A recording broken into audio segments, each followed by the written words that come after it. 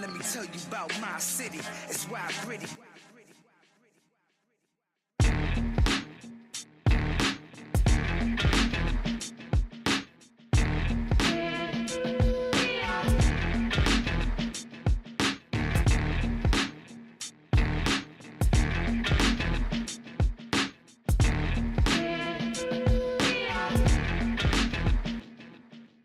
And welcome into the Change-Up on WRAY Sports here with Matt Digby and Tom Bill. We're in the Week 3, guys. You guys had a chance to speak to Doug Mouton this morning, who's been covering the Saints at the Greenbrier. Just a great interview you guys had earlier today. Let's go ahead and roll that and hear what Doug had to say. All right, we're joined now by Doug Mouton, sports director down at WWL in New Orleans. He's been at the Greenbrier covering Saints training camp. Doug, how you doing this morning? I'm doing great. How are you? I'm great. So, first couple days down at Saints camp, how you liking the Greenbrier so far? I know you've been there before. Yeah, well, this is our third year here, so I feel like sort of a local at this point. Once you spend like 3 months in one place, you get to know it a little bit. Yeah, look, this is a really nice facility for an NFL team. It's sort of all inclusive. What NFL teams sort of want more than anything is that sort of live, sleep, eat football. And this facility, way away from home, all in one confined area. You know, the team loves that because it provides all of that stuff.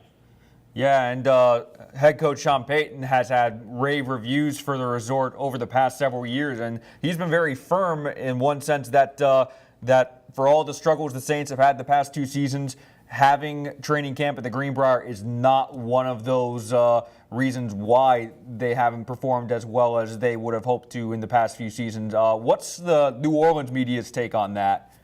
Yeah, look, I would certainly agree with that. But here's the thing. In New Orleans, we get hot at a level that people don't understand unless they experience it. James Laurinaitis was saying, even on West Virginia's hottest days, this was nothing like minicamp. Minicamp in July in New Orleans was infinitely hotter, and that's just the case. So, yeah, look, when the team goes 7-9 back-to-back years after the stretch of success that they had for the last decade, people start to say, what's the problem? So, yeah, really 2 years ago it started on the first 7-9 year that the Greenbrier was making them soft. And I wouldn't say that a lot of people actually believe that, but that started to be some of the talk. Sean Payton obviously completely disagreed with that. And then last year they went 7-9 again, so the talk sort of increased a little bit. Look, the new collective bargaining agreement from the NFL limits the number of minutes you can be on a field, the number of straight days. I mean, it is really regulated.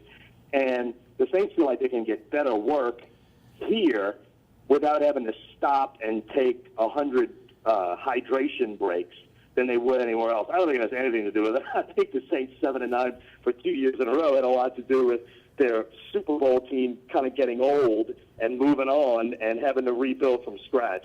To me, it's much more about the talent level on the team, which is now getting better. But to me, it was more about the talent level on the team the last 2 years and had nothing to do with West Virginia. Yeah, I mean, it's kind of hard to blame their struggles on the place they're training in the preseason when you look at their defense. 32nd in the league in points allowed last year, I believe 31st in yards. So that's kind of one of the main points of emphasis, I'm sure, for you guys this training camp. And I know one of the specific positions on the defense is that defensive end spot opposite of Cam Jordan. So what have you noticed as far as some of the young guys trying to step up and fill in that role? Has anyone stood out to you? Yeah, well, no, not yet. It's so early. We haven't got to a preseason game yet. They've got 3 guys sort of fighting for that spot right now. There's a guy named Obum Blacham, who was a guy in Seattle that the Seahawks were going to bring back to their practice squad, but you have to cut him first, and the Saints snatched him in between when they cut him. He was a college wide receiver at Oregon State who's still sort of learning the position. And then there was Davis Tull, who's a guy from Chattanooga who was spectacular in college, but you have to question the level of competition. And then he missed all of last year with an injury, so can he get there? And then Kasim Edebali, who's a guy from Germany, came to the United States, played at Boston College, and is still sort of new to football too, even didn't really grow up with it. And he's the third guy. They need one of those guys to be able to rush the passer. The pass rush was a major problem last year. In the NFL, if you can't get heat on a quarterback. Every NFL quarterback can pick you apart no matter how good your secondary is. So, yeah, so that is one of the real keys. I don't think we're going to see anything from those guys for real until we get to preseason games. Yeah, I mean, look, for now, they're all athletic. They all sort of look the part, but I'm certainly not ready to call any one of the three the guy at this point. Yeah, but you mentioned the secondary is also one of the key parts, and one of the big stories this week is Keenan Lewis, the cornerback activated on Wednesday because he only played 6 games in 2015. How big is that in terms of boosting not just the secondary's confidence, but the defense as a whole? Yeah, to me, Keenan Lewis is like one of the 2 fulcrum points of this defense. You get Keenan Lewis back. Keenan Lewis is a New Orleans guy. He grew up in New Orleans. He is all New Orleans. If you want to know what a quintessential New Orleans guy is like, it's Keenan Lewis. They call him West Bank because that's the area, that's what we call the neighborhood of New Orleans where he came from. And so the West Bank of the Mississippi River. And so everybody calls him West Bank. He is all New Orleans. He came back to New Orleans because he wanted to win at home. 2 years ago, he was terrific. Last year was just a wash. And so, Keenan Lewis's health is like one of the because if you get Keenan Lewis back, Delvin Breaux, which was one of the most amazing stories, if people don't know it, the kid who broke his neck when he was in high school in New Orleans, was a recruit of LSU but never got medically cleared to play. Finally, semi-pro ball, arena ball, and then eventually into the CFL. Finally got his NFL chance 8 years later after breaking his neck. Wow. And had a terrific rookie year. So if you can get Keenan Lewis and Delvin Breaux together at their best, healthy, you actually have a pretty good start to the defense. That would be a good tandem. And, yeah, watching how Keenan Lewis is moving, the hip area is like super key right now. So do you have any indication as to whether he's 100% or is he still kind of working his way back? No, I mean, look, I was watching him just like because he wasn't wearing pads until yesterday. I was watching him just run around, and every day you could see he looked a little better. He did everything yesterday. He's rusty. No, I don't have an indication. I mean, he's moving well, but the difference between moving well in practice and NFL game speed, there's light years difference. And I think the only way you know if you're NFL game speed ready is to get into an NFL game. So, assuming that he is, by the time the season rolls around, he's good to go. Jairus Byrd presumably is in much better health than he has been in the last couple of years. Do you expect this defense to kind of step up and take a little bit of the load off the offense this season? Yeah, I do. Although, to be honest with you, I'm not sure Jairus Byrd will ever be the player they got in Buffalo. I think at this point they're almost making contingency plans to go on without him. You can see they drafted Von Bell from Ohio State in the second round. They actually traded up to get him in the second round. And I think I wouldn't be surprised if Von Bell played more than Jairus Byrd. But we'll see. Jairus Byrd, to me, if he gets healthy, he's like a bonus. I do expect them to be better. They're much more athletic. They went out and signed several free agent linebackers. If they can keep Donnell Ellerbe healthy, he's a guy that only played 6 games last year but was terrific in those 6. He's super athletic. I definitely think they'll be better on defense. I mean, they have to be. So if they can just be okay on defense, then they are absolutely in the playoff hunt. And I think if they get Keenan Lewis stays healthy, if Cam Jordan stays healthy, because you have no one to replace him, and if Donnell Ellerbe can be healthy, I think you have a chance to be a pretty good defense. And if you can do that, I mean, they're a player. Look, Drew Brees, as long as number 9 is standing, you got a shot. The fact that they won 7 games last year with that defense is ridiculous. They should have been 3-13. So if you could just be okay on defense, this team can be pretty good. Yeah, and moving over to the offense, Brees had an outstanding individual season in 2015, even if that didn't translate to team success. But now he's coming into, and he talked about it, very first day of camp. This is the final year of his current contract. A lot of debate whether or not he's trying to play the game of, just take it one day at a time, whether it's him or his agent or whatever goes on between him and the GM, Mickey Loomis. Where have you seen his attitude in terms of just continuing to plow through and keep the team focused through training camp? Yeah, well, Zach Streif, who's a guy who's been with Drew Brees through the whole run. He's an offensive lineman. He's the right tackle. He's been here since '06. he said it best. He said Drew Brees is just a weirdo when it comes to a level of focus. That was actually Zach Street's word, a weirdo. And it's true in the sense that Drew Brees has a level of focus that few humans can attain. And once he decides he's going to play, I absolutely believe the contract will not be a distraction for him or for anyone on the team. Now, is it important? Obviously, it's monumentally important. In the 50 years of the Saints franchise, he is, without question, the best player in franchise history.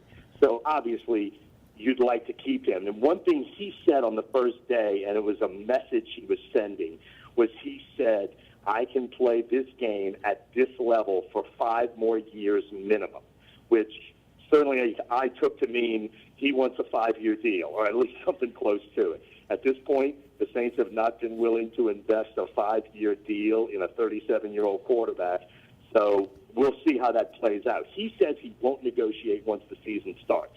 That means the regular season. So the Saints have got about 4 more weeks to see if they can work out a deal with Drew Brees, or look, at the end of the season, he'll be a free agent, and then you could certainly offer him whatever anyone else offered him and see if you can do it then. For now, both sides are sort of standing pat. I think if the Saints could do a 2-year extension, they would love to, but there's no way on earth Brees, and he has one of the big-time agents, Tom Condon, there's no way they're going to accept a 2-year extension no matter what the money is at this point. Right. So at this point, it's sort of a stalemate, and I do not think that affects his play this year. Well, yeah, one thing that would affect his play this year, though, especially at the age of 37, will be his offensive protection. One of the guys I noticed the first couple of days in camp, at least stood out to me, the untrained eye, was Andreas Pete. He looked like a pretty good player. Max Unger, certainly, a well-established center. What's his protection going to be like this year? Can they keep him upright and healthy?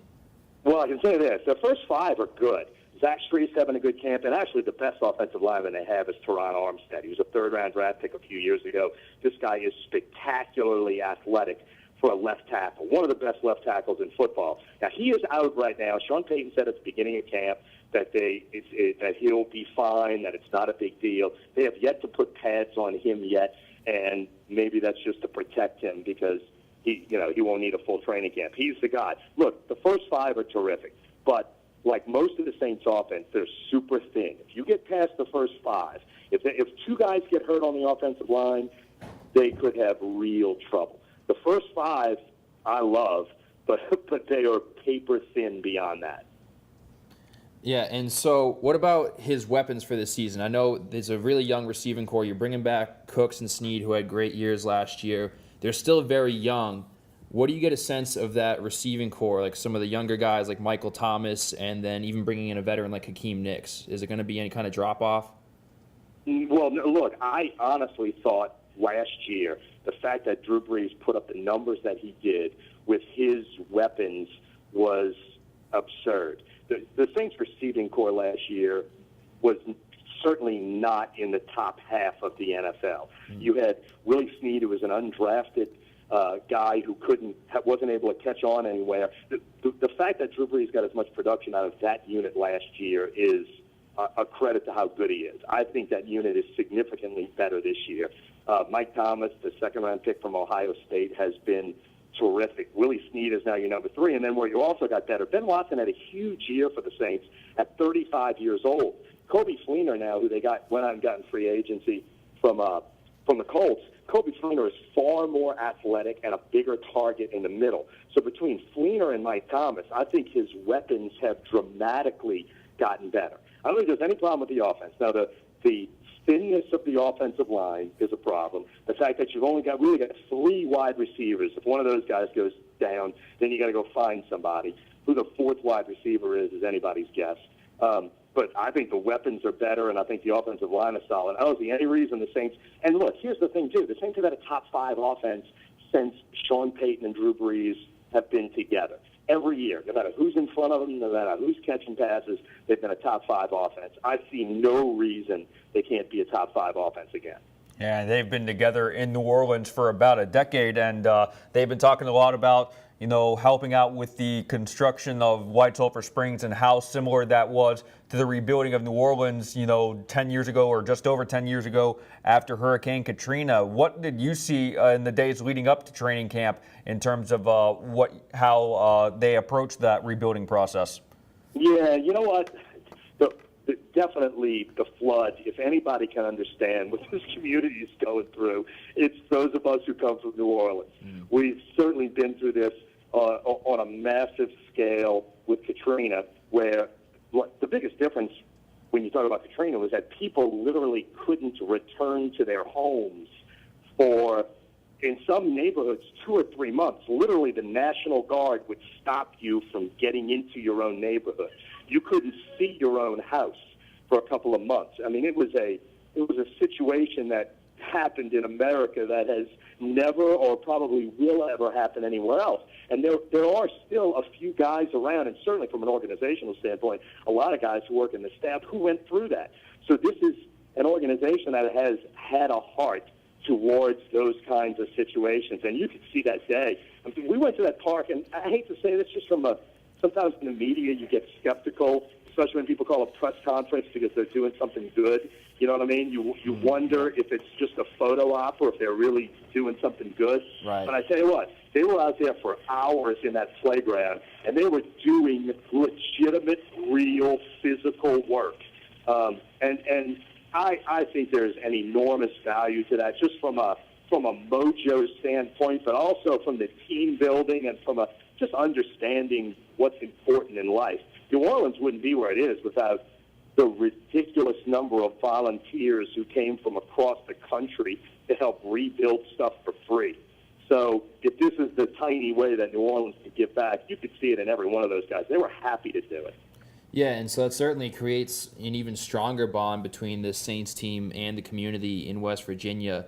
Do you see that as something that will influence this relationship between the Saints and the Greenbrier going forward, or do you have any sense on if this partnership will continue in the future? If I had to guess now, I would say the Saints will not be back here next year. They had signed a 3-year contract at the beginning of camp, and this is the 3rd year. We talked to Jim Justice at the beginning of camp, and his line was, and I always try to read between the lines, his line was, if we loved having the Saints, I'm all in with the Saints, but if they don't come back, I'll have 4 or 5 NFL teams lined up ready to come.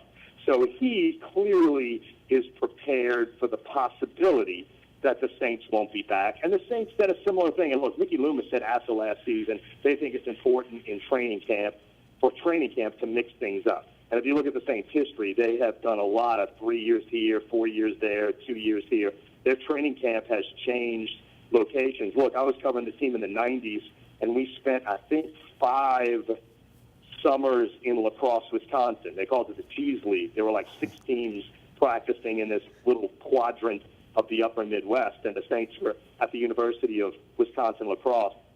But they've also been in Vero Beach, Florida. They've been in Jackson, Mississippi, and in multiple locations in Louisiana. So if the Saints win, if this is a season where they surprise people and make a playoff run, then I think the possibility that they come back becomes greater. If this is another, 8-8 season, another, average season, then I think they would look to change it up for next year. But look, I don't think that's bad for West Virginia. I think the facility here is well built, well managed. The team is given autonomy to run their own organization. I got a feeling if the Saints aren't here, somebody will be.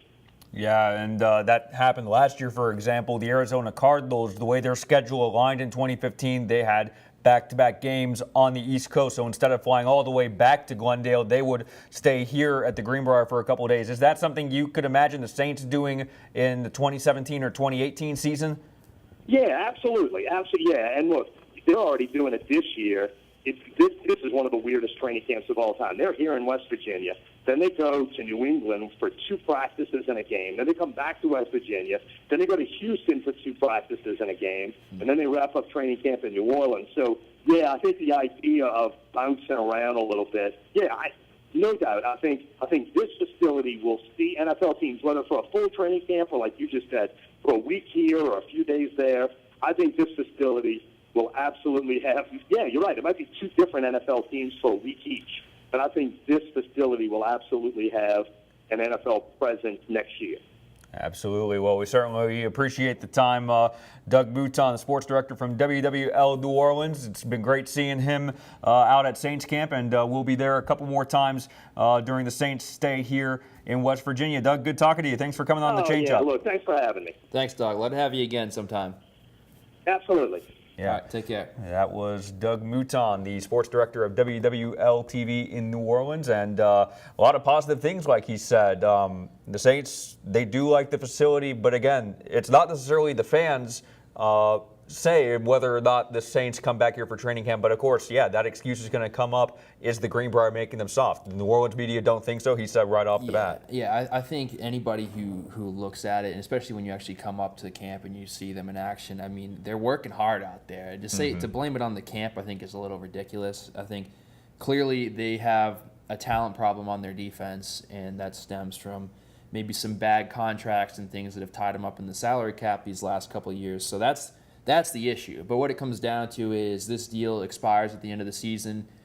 Like you said, if they make the playoffs, then the move to have training camp here looks good, and yeah, maybe they come back. But if they don't make the playoffs, those murmurs about, is the Greenbrier making them soft, those get louder and louder and louder amongst the fans, and that's going to put pressure on management and ownership to shake it up and do something different. So I think it really comes down to how they perform this season. Yeah, and not just the future of the Saints coming to the Greenbrier, but also the future of Drew Brees with the team potentially. You've been able to be at practice more than I have the past few days. How have you seen him in action and his attitude on field? You wouldn't know he's in a contract dispute. I mean, he's such a professional, and that's how you get to become one of the greatest quarterbacks of all time, like he is, and certainly one of the top, still even at age 37, one of the top 3-4 guys in the game today. So, I mean, he's in there, he's focused. I don't think this is a distraction for him at all. He's been through these situations before, and he knows how to go out there and just play football and let his agent kind of handle the other stuff, handle the business side of football. All right, well, we're going to take a quick break. We'll be right back. You're listening to The Change Up on WOAY Sports.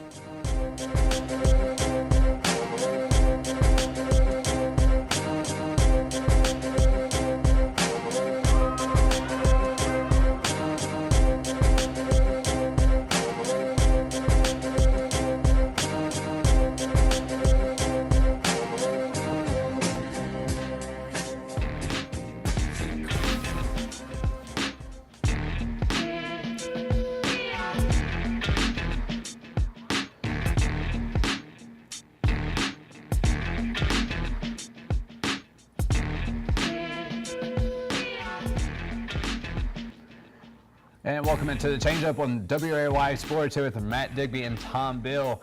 We're into week 3 of our podcast here, guys. Just a great time to be a sports fan. We are into high school football, boys.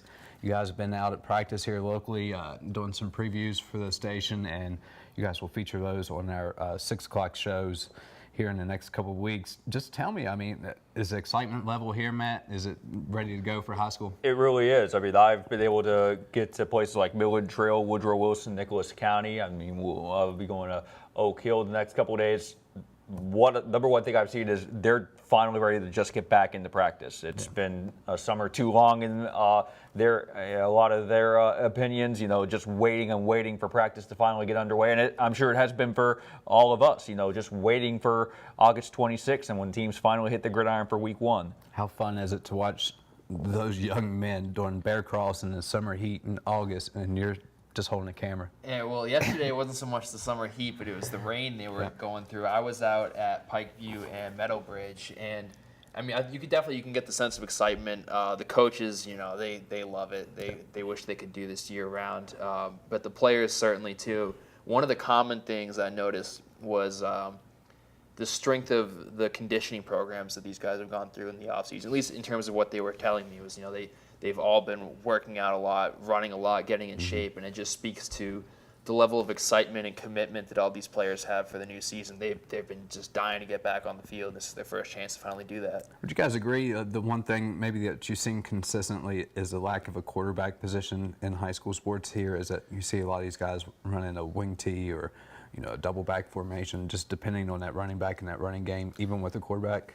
Yeah, I mean, just from what I saw yesterday, I don't want to give away any formations or anything, but it does seem like the two schools I went to, there's some quarterback uncertainty as far as who's going to take the job. You know, it's first day, so they're still figuring a lot of those things out, and there's some youth on those teams, so there's going to be some things they got to figure out stylistically with their offense based on the personnel that they have. But I think that high schools in general across the country, I mean, maybe you go to some places like Florida or Texas where there's these five-star recruits coming out where they're passing the ball a lot and they're doing more of a pro-style offense. But definitely at the high school level across this state, from what I understand so far, a lot of veer-type offenses, power running, and that's cool. It's kind of a classic brand of football that you don't get to see at the collegiate and pro level so much, so it is kind of nice to see that down here.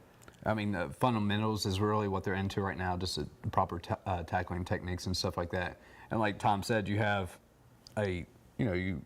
in high school, you graduate players like in college, but you're always training that next freshman or sophomore for that QB position. And it really kind of depends on the run game, right? Yeah, it really does. I mean, when we are our Midland Trail preview in a couple days, you'll see they're teaching this new, unique tackling technique, and not want to try to give too much away, but it goes back to the fundamental part of what's the best way to tackle. You stop the ball carrier from being able to move his legs, because if he can't move his legs, he's going to fall down, and that ends the play. So that's going to be very fundamental for, I think, any team, not just Midland Trail and any of the teams we cover.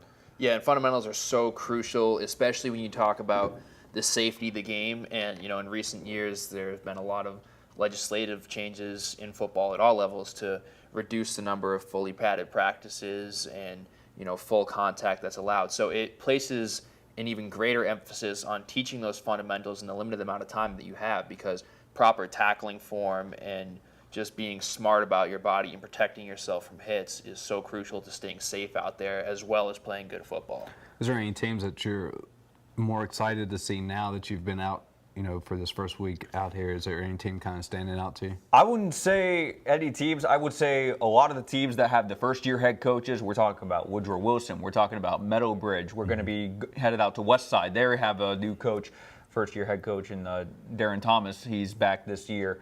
But also, I just want to see how they progress for the teams that had second-year head coaches that are going to be having second-year head coaches in 2016. Princeton's Wes Eddy, who we spoke with last week, he's ready for his second season. Don Jewell from Wyoming East. The Warriors really struggled, and they're looking to make a lot of improvements. Valley's Makey McCormick is back for his second season. The Greyhounds, of course, those of you who have followed them, they've had a lot of issues, you know, not having their own designated home field to play on last year, but they will have one this year, and they're going to open against Clay Battelle, one of the powers, so to speak, traditionally in Class Single A on August 26th. So that's going to be very exciting to see how those second-year coaches, they can transfer what went well for them in their first year into year two.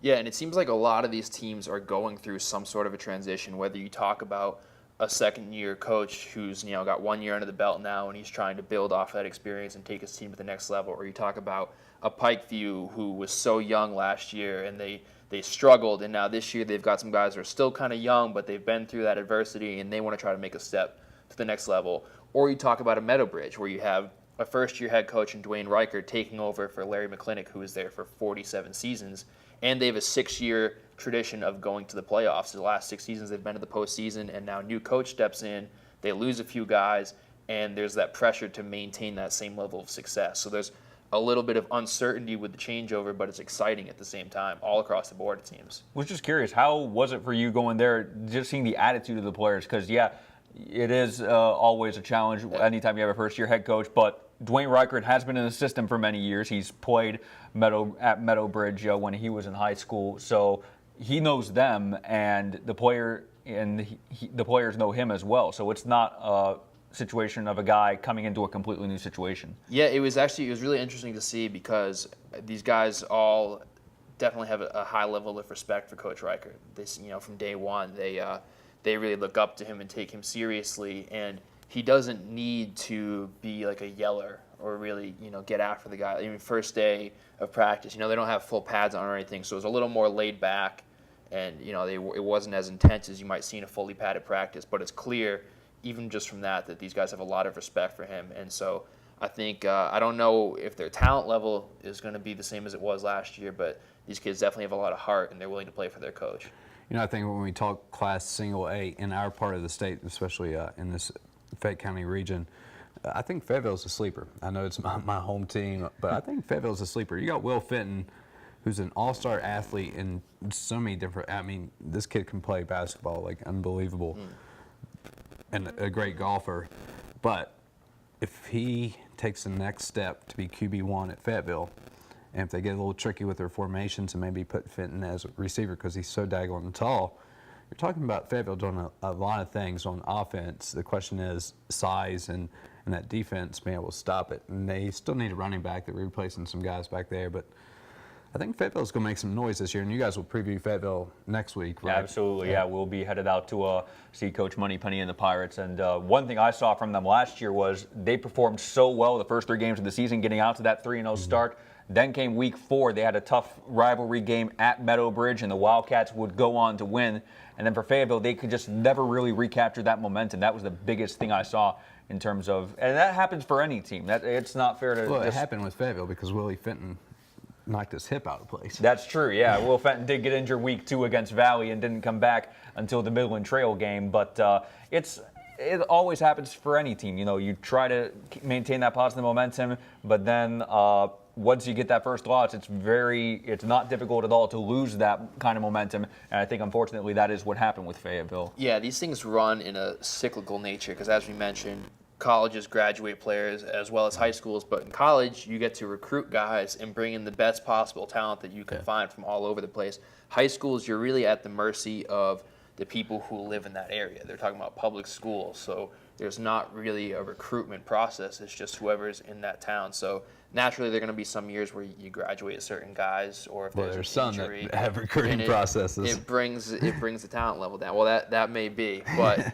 as far as what it should be in theory, you know, some teams are going to be prone to have down years. It just happens. You know, I think the recruiting's a big part of it, but I think it goes back to these coaches have to change their schemes. You know, every 3 or 4 years, they might run a wing tee one year, but it just, like you said, it depends on the personnel that's coming up, and that. You could take that whole conversation into the little leagues in that local town. What are they teaching in that, you know, that system coming up? Are they running the ball? You are they have to be QB able heavy? to adapt because you know, you bring in a QB who can chuck the ball 70 yards. It doesn't do any good to pound the ball up the middle every play when you have that kind of talent. And that's why you'll see coaches like in Florida or Texas or somewhere. They go to the high schools and they talk to those, you know, those high school coaches, and they suggest and kind of push schemes, whatever it is, big, you know, Bama sticks out to me. They want to see that teaching on the high school level, so that way they're more prepared for college. And you see the same thing with pros, is that you see a lot of running quarterbacks in college, and they switch to this, you know, air raid system. And you know, Chip Kelly and these guys try it because it came through the college system, and we're seeing more air in the NFL now, and that really started in college. You can talk about Baylor's, but if you go back to it, that started in Texas high school football, California high school football. I think as the game adapts and it starts at the pro level, it starts at the NFL, where it becomes more pass-oriented, and that gradually starts to trickle down because you have kids growing up watching the new style NFL where Tom Brady, Drew Brees is throwing the ball 50 times a game, and so they go out and they want to be a quarterback. So they're not working on, you know, running the veer offense as much maybe when they're younger as now they're throwing the ball a lot more at a younger age. But wouldn't really you agree, developing those skills? Instead of trickling down, it trickled up this time? Maybe. I think in certain situations it might. Do you think the systems has trickled up here of late, that college is now the next step ahead of the NFL with the air raid system? I think so. I mean, obviously, it's like Tom was saying with a lot of other factors, it is cyclical. So it's going to be interesting to see if that's the case maybe 3 or 4 years from now. But as of right now, I'd say that is the trend. I think the jury's still out on if the Chip Kelly offense can be successful in the NFL long term. So it's you know, we saw the Wildcat a number of years ago. That didn't last. So I think these things, you know, work their way up to the NFL sometimes. Sometimes they work, sometimes they don't. And I think a lot depends on how Chip Kelly's tenure goes in San Francisco now. And just circling back to the high school level, comparing West Virginia to your hometown back in Boston, the size of the athlete, I know we've talked about this here just between ourselves, but you really kind of notice the size difference in the athletes, right?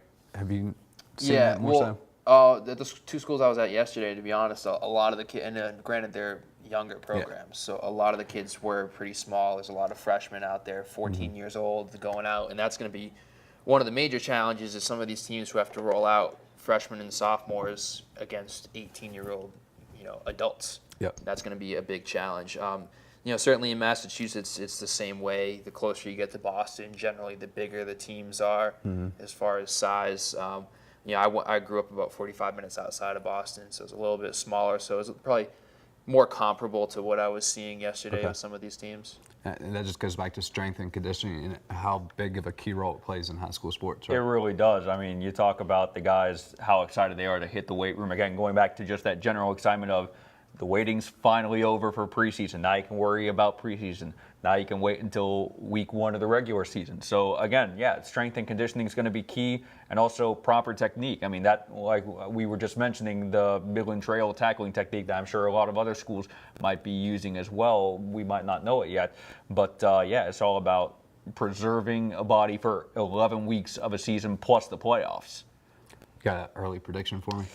I don't have any early predictions yet. I'm going to have to wait until maybe when we do our preview show on the 19th, we'll have a better idea of where we see teams stand. Definitely once we see all the teams in action for week 1 on August 26th, we'll definitely know exactly what to expect from a lot of the teams. So you're scared I'm scared to make a prediction? I'm not scared to make a prediction. I'm just saying the jury's still out in my book. So you're scared? My prediction, we're going to see a lot of great football this fall. So you're scared too?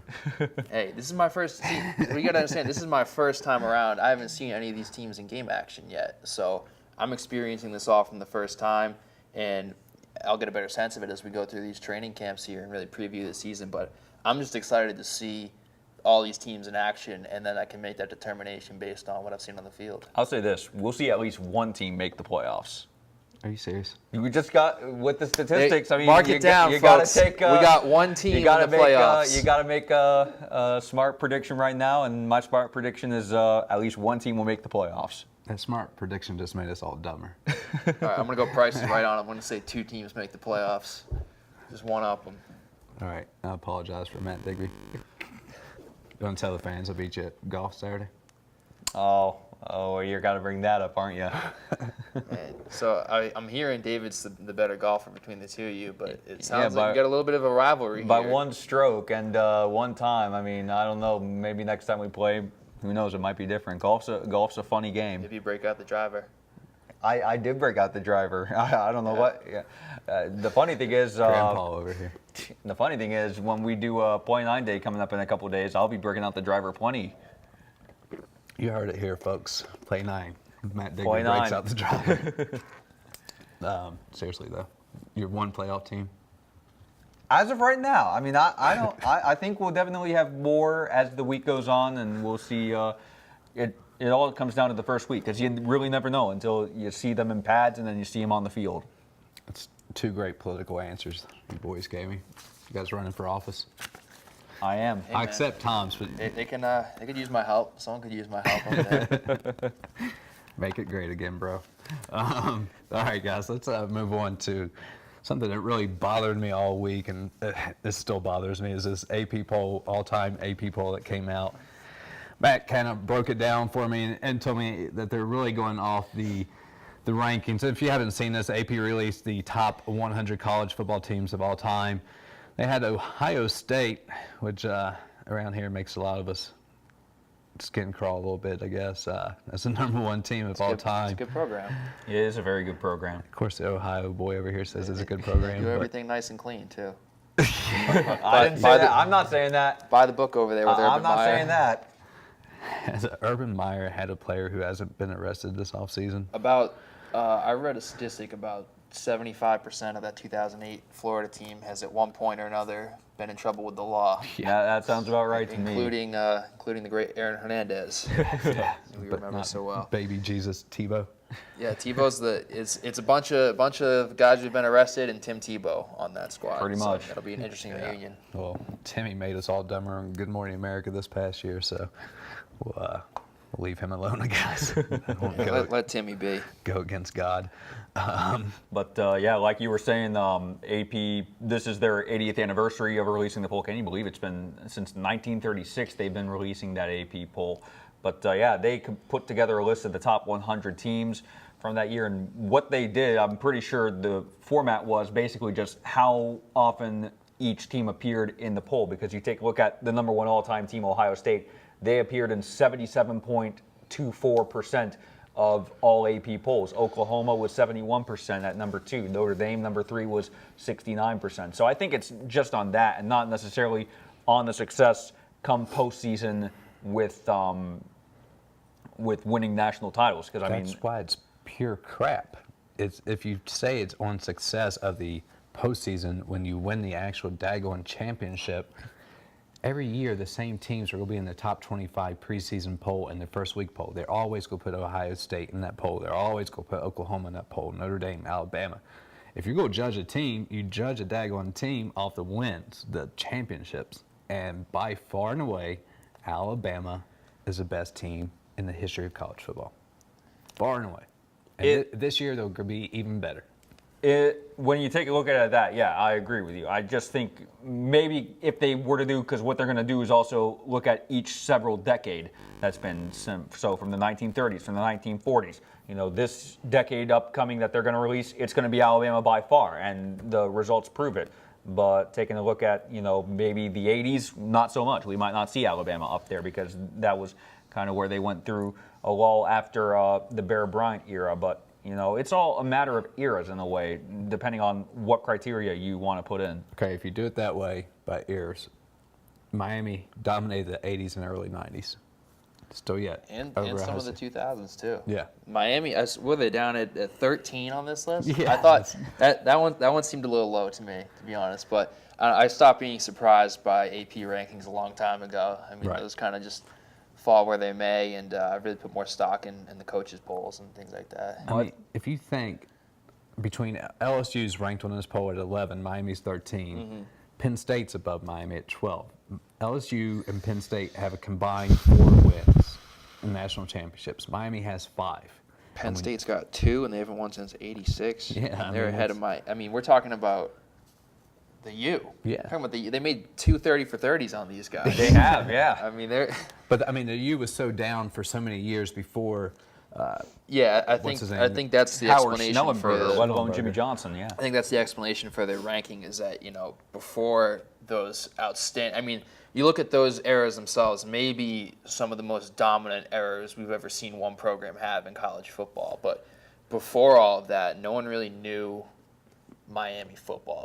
It wasn't a big thing. So I guess that's the justification for the ranking.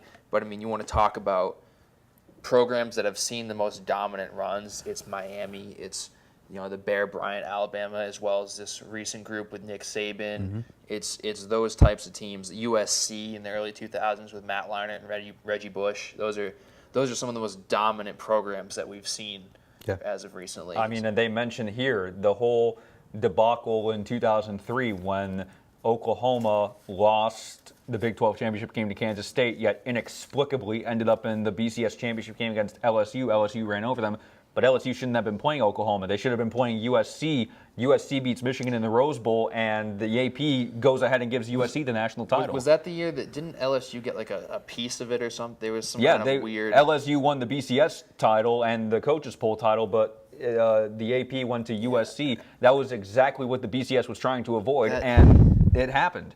That's insane. I mean, to have someone not a full national champion, you get a partial national championship. That's absolutely insane. You know what's insane is having Virginia Tech over the West by God Virginia Mountaineers. Yeah, what do you think about that? That's pure BS. The Hokies at 31, Mountaineers at 33. Listen, this poll is exactly what you would expect out of the AP, I'd say personally. We'll have to get someone from the AP on absolute here to defend this. Crap. I mean, defend this list. It's ridiculous. I mean, even Pittsburgh's above West Virginia, and if you go off the past 10 years, West Virginia's definitely been better in Pittsburgh. It's not even close. You see a Clemson team in here that's known for choking until the past couple of years under Dabo. Deshaun Watson, too. What do you think about Marshall? They're tied for 91st with Princeton. They cracked onto the list. Well, Marshall, the fact that they were 1AA for so long, I mean, they're only coming up on, 20 years, 21 years that they've been at the highest level of college football. So that kind of is a reason why that doesn't necessarily help in their favor. I was honestly a little surprised to see them on this list. I think it's an accomplishment that they made it up to 91, and that's a testament to some of the – they've had some really good NFL quality players come through there in the last decade, 2 decades. Byron Leftwich, Chad Pennington, of course, the great Randy Moss. It's cool. They cracked onto the list.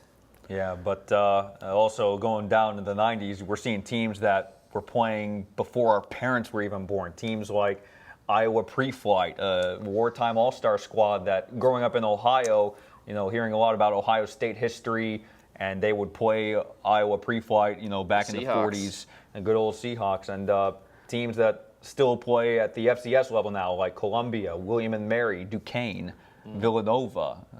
The fact that they were at this at the 1A FBS, whatever you want to call it, level back in the day. All right, while we're still on college football, let's go ahead and start looking into the season coming up. We're basically about 3 weeks away from the September 3rd. Yeah. I've been mentioning it on Newswatch, September 3rd, September 10th for Marshall because they have the opening week off.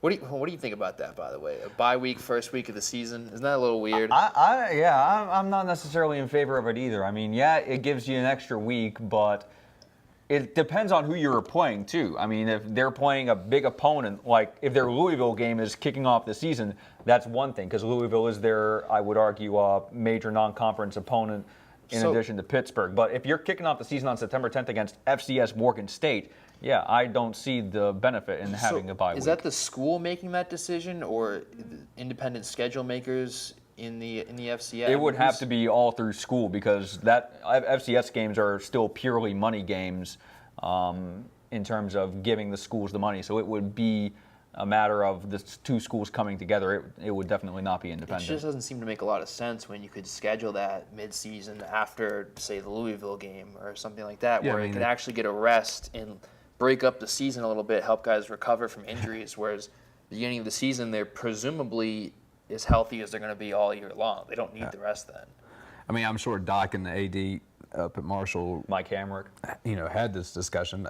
If I was a coach, like you said, if I was Doc, I'd want that bye week later on in the season because the preseason, you have so many camps. You have fall, spring camp, everything else, summer camp going on. Why take that extra week? You've already had months to prepare. Yeah, you should be ready to go. Yeah, and I think the same thing for West Virginia. They have their first 2 games of the season against Missouri and against Youngstown State. Then they have their first bye week because they have 2 bye weeks. And I remember it was that same way last year. They had 2 games and then the bye week, and I remember reading somewhere, I don't remember where, but Holgorsen wasn't exactly excited about the first bye week being where it was, especially, in last year's case, because coming out of that bye week, they had a border rivalry game against Maryland in Morgantown, which they would win convincingly. Granted, Maryland has not been one of the top programs, even though they are 40th on this all-time AP list. That's definitely not been the case ever since the early 2000s, back when Ralph Fridgham was there. Good. I mean, I just think that if every coach had their say, they would probably put the bye week middle to late season after their toughest game in that stretch. I mean, if everyone had their choice, obviously, we can't have everyone have the bye week in the same week. But, first week of the season just doesn't make a whole lot of sense to me. No, not at all. Well, let's talk about coming into this season. To me, the conversation starts and ends with Alabama. I think this is going to be one of the top all-time teams. It doesn't matter who they have at QB. They're having some discussion about that now. The Cole guy down there for QB, he's, no matter who they have, their line, their defensive line, they have 8 guys that could probably start in the NFL. Yeah, I mean, you just know every single year Nick Saban's going to bring in an unbelievable recruiting class, and it doesn't always pay dividends that year, but if you're doing it every single year, that means every single year you're going to have a guy coming off a redshirt season who's a 4 or 5-star recruit at just about every position. So it's unbelievable the amount of talent they have just across the board in all these positions. And it really almost doesn't seem to matter. Once they figure out their position battles, no matter who it is, it's going to be a talented guy who's outworked other talented guys to get that position. So that's why they're always at the top. Yeah, the one thing I want to see is how they handle the parity of this SEC West, because the SEC West has really caught up to them. Auburn has had its up and down years. Ole Miss is on the rise, and personally, as a college football fan in general, I do think it's good to have that parity. I'm excited that Ole Miss is on the rise. They've beaten Alabama the past several years, including this past season at Tuscaloosa. Mississippi State, if they're on the rise for the long term, I think that's great news for parity in college football in general. So we'll see, will the SEC kind of implode in the way? Will the toll of all those games back-to-back against each other prove costly to Alabama, as it did in 2014 when they lost to Ohio State in the semifinals? Well, I think so far, overall, it's probably helped them because for the most part, they're still coming out of that gauntlet on top, with all these other talented programs. So when they go to recruit guys, they look at, you're going to be playing this stiff competition, but we're still the best. And guys look at that as an opportunity. A lot of guys going to Alabama have pro aspirations. So they're looking at it as, how can I become the best football player possible and prepare myself for the next level? And you go through the toughest competition possible, and you're on one of the most talented teams, and there's a high chance that you're going to come out on top and be put in a national spotlight for these bowl games and national championships. So I think it helps their recruiting process as long as they're able to keep coming out on top of that gauntlet. To me, Alabama, even if they do lose against Ole Miss again, which would actually be the third year in a row. Yeah, it would be. They got the SEC. Alabama makes a championship game for the SEC. They're then playing in the college semifinal. ACC will come down to Florida State and Clemson by far. Does Clemson continue that next step? Well, I don't see why not. I mean, they brought Deshaun Watson is still there for another year, and you saw how great he was last season. They really seemed to capture something, especially late in the year. Yeah. They really came alive as a football team, and I think that they proved themselves to be a legitimate top-tier program, and that's going to attract more talented guys to their school, and they're only going to keep getting better. Yeah, Clemson, by far, they have a system. Dabo's put a system in place when it comes to weightlifting, recruiting. Dabo is really in the metrics, and he schemes out everything. He is brilliant. He comes off as this lovable, God-loving man and always smiling and happy, but that man is brilliant, and it's really shown on the field now. It really has, and I like how he's been able to kind of switch the reputation of Clemson, because they've been known for so long as, kind of decent, but they kind of choke at the end, and they're all that, has been or never was kind of way. But now he's slowly changing that. He took them to the brink of a national championship and an undefeated season last year. And like Tom said, yeah, there's every reason to believe they are by far the favorite to win the ACC. Florida State or Clemson coming out of the ACC? I'd probably say Clemson. Florida State is taking a little bit of a step back in the post-Jameis era. I don't know where they're at as far as their quarterback talent, just overall depth at this point. But I mean, Clemson was at the top of the mountain last year. I don't see any reason why that would change. I say Florida State beats Clemson, but Florida State ends up with 2 losses in division, and Clemson wins the ACC. Who you got? I'm going with Clemson. I just guess Deshaun Watson, who right now, if I was a Heisman voter and I had to cast my ballot now, Deshaun Watson would be my vote for the Heisman, just because of how dynamic he is and what he brings to the table in all facets of the game. And what about Skylar Howard? No Heisman? Well, right now, he has a chance to be a finalist if he can maintain the high level of play that served him so well at the start of last season. But he's going to have some great tests early on against Missouri, against Youngstown State, against BYU. He's going to go up against some great offenses. And that's one thing I'm looking forward to, the game against Oklahoma, because Skylar Howard really has a chance to put himself in that Heisman conversation, along going up against a preseason Heisman favorite in Oklahoma's Baker Mayfield. He's going to have to really outplay him that game to put himself in that contention. Yeah. I think that, Howard's numbers from last season were good, and it's now that he's coming back as a starter, full year under his belt, let some of the younger receivers develop a little bit. He's in a good position to make a jump. He's going to have to make a pretty significant jump to put himself in that conversation, but I was never halfway never joking. say never. Yeah, I was I mean, halfway hey. joking on that, but You never Well, say I mean, never. his numbers in this system can definitely balloon in a hurry. And if he outplays it, Baker Mayfield, and West Virginia gets a big win over Oklahoma, that can change the Yeah. picture real quickly. Because it's not just Baker Mayfield he's going to be going up against this year. It's going to be Seth Russell from Baylor. It's going to be Patrick Mahomes II from Texas Tech. The Big 12 is spoiled right now with a lot of quarterback talent. I think if his running numbers kind of pick up a little bit and he stays healthy, he can get on the map. I don't think he wins it. So we're on the Big 12. Who comes out on top? Right now, I would have to say Oklahoma, just because of all they have coming back. Baker Mayfield is back. Big game Bob, kind of starting to reverse that trend where Oklahoma was dropping big games. Now they're back to winning the Big 12 on a regular basis. Right now, if I had to make my prediction for the college football playoff, I'd have Oklahoma in. Yeah, I got to say Oklahoma in the Big 12 as well. I think that any time you have one of the best players in college football like they do in Baker Mayfield, that gives your team a distinct advantage. And, they were similar to Clemson. They were at the top last year and, no significant drop-offs. So I think they're going to be right back. And I say the West Virginia Mountaineers. And I'll never say anything else. So You you think they're going to be the surprise? You think they're going to be this?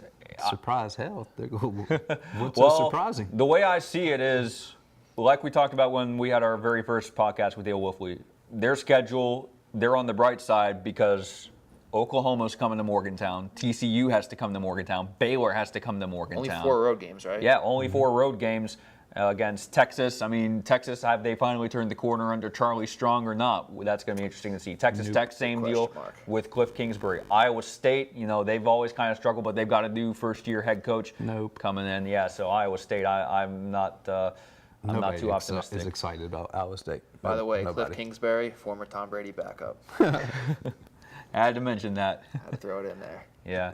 Yeah, remember what I said about Matt making us dumber earlier? I think that helps everyone, It's good to know who Tom Brady's backups are. It's But like I want that coaching tree. But I want to hear now Coaching tree. who, because college football playoff ready for its 3rd year. Semifinal sites this year are the Peach Bowl in Atlanta and the Fiesta Bowl in Glendale, Arizona. Can't believe it's already been 10 years since they moved it from Sun Devil Stadium to the Cardinals Stadium, and then the national championship game in Tampa coming up in January. But without making the pick for a national championship, who do you see right now in the Final Four? Well, you got to give me your Big Ten prediction here first, guy. Ohio State or Michigan?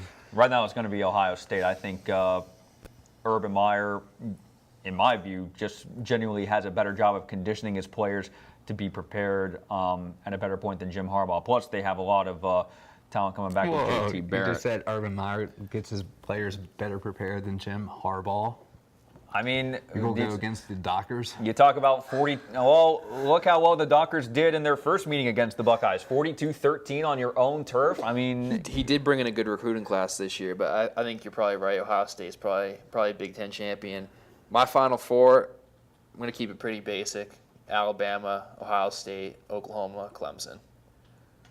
I'm going to go basic, but if I had to pick different, I think just because of the inexperience, because of the many players Ohio State lost, I think this might be a year where it's not necessarily rebuilding, but you take a look at who's got Stanford who's coming back for Stanford. Christian McCaffrey, one of the most dynamic players in college football, and the son of former Broncos wide receiver Super Bowl champion Ed McCaffrey. So right now I'm going with Stanford, but definitely could change because Ohio State, the big thing with them is really they do have JT Barrett coming back, but Ezekiel Elliott's gone, and Ezekiel Elliott's backup, Briante Dunn, was dismissed just a couple days ago for team violations. I think JT Barrett's going to have an outstanding season just because of the fact that he doesn't have to worry about this whole quarterback competition with Cardell Jones, and even before that when Braxton Miller was in the mix, and there was really just so much uncertainty of who is the quarterback week to week. And this year he doesn't have to worry about that. We've seen what he can do. He's a great player. Now he can just go out for a full season and just play football and not have to worry about anything else. Myself, I say Michigan beats Ohio, but Michigan beats Ohio State, and then, but Ohio State still wins the division because Michigan State plays spoiler and gets some losses on the board. Michigan loses probably against somebody crazy, a Northwestern or somebody out there. Stanford far and away out in the Pac-12. For me, that's my Final Four is Ohio State, Stanford, Alabama, and boys, Going with West by God, Virginia. You're going with West Virginia in the Final Four? Wow. The Final Four. Yeah. And those games With 2 are on, losses, by and the those way. games are on New Year's Eve. With 2 losses. Yeah, they are on New Year's Eve again. I mean, won't be watching Still those. going to be a couple of years till Take the games off New Year's Eve. It's going to I'll- come down they to need it. controversy. they need to take the games off New Year's Eve. Well, and I think it will come down that final spot is going to be a whole rankings controversy again. We have it every year. Who's better in this team? Which division's better? I think it's going to come down to the ACC and Big 12. Whoever wins those divisions, they're going to have to pick. Well, that's always the fun of it, right? Because no one's ever happy with what they give us yeah. for Final Four, so we'll have plenty of content to generate once that Oh, happens. yeah. We can argue Absolutely, about that yeah. all day. Well, and going back to the New Year's Eve comment, the good thing is for college football is that this year New Year's Eve is on a Saturday, so that kind of helps it out. But yeah, going back to long term, yeah, they need to make it on New Year's Day. All right, guys, you're listening to the Change Up on WRAY Sports. If you like the music, Check out John Canada, Gritty City Records out of Richmond, Virginia. Go to the SoundCloud page, John Canada. Check him out. if you like us, social media, Yeah, at Sports WOAY, that's both Facebook and Twitter. We post a lot of local and national stuff often, so be sure to like it, including our one of our posts, Chloe Schiavone, 14-year-old from White Sulphur Springs, winning the West Virginia Women's Amateur this week up in Bridgeport. So a lot of good local sports going on. all right, guys, let's bring it home real fast. What you got for me this week? This week, man, Olympics? Olympics are starting, and it's going to I be take it interesting. you're not going. I take I'm it you're not staying going to as Rio de far- Janeiro. I am staying as far away from Rio or any place else with infected mosquitoes as I possibly can. I want no part of that. The one thing I just heard the other day, the U.S. the basketball team, they're staying on a yacht Yeah. out in the middle of the ocean because I mean, they don't want to stay at a hotel. I mean, there's so much controversy about that. Like, they have not demonstrated that they can keep the city safe for the athletes as far as being robbed, as far as the dirty water and bodies turning up in the water where they're going to be having the sailing Andrew and rowing Bogut didn't even have a competitions. bed. Yeah, the Australian team refused to go into the Olympic Village originally Yep. because, I mean, there's just so many problems with these games, and it's on top of the additional problems which you see in every Olympics, the public funding for privatization that you see afterwards.